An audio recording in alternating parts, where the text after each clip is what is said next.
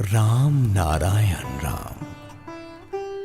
এই জগতে যা কিছু দেখছি, যে রূপ দেখছি, এই রূপ তার নিজস্ব কিনা তাতে সন্দেহ আছে। চোখের সামনে যা দেখতে পাচ্ছ, এই ফুল, ফল, গাছপালা, চন্দ্র, সূর্য, এ তাদের সঠিক রূপ নয়।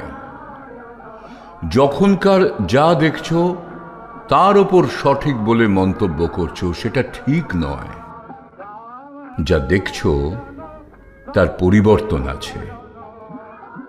যে রূপের পরিবর্তন আছে, যার রূপান্তর হয়, তার আসল রূপ, আদি রূপ কোথায়?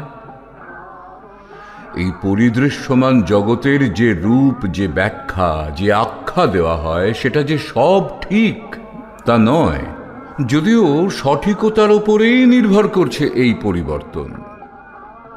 এই পরিবর্তনশীল জগতে সেই আবহমান কাল হতে রূপের পর রূপ রূপান্তরিত হয়ে হয়ে পরিবর্তন ঘটে যাচ্ছে, এটাই নিয়ম।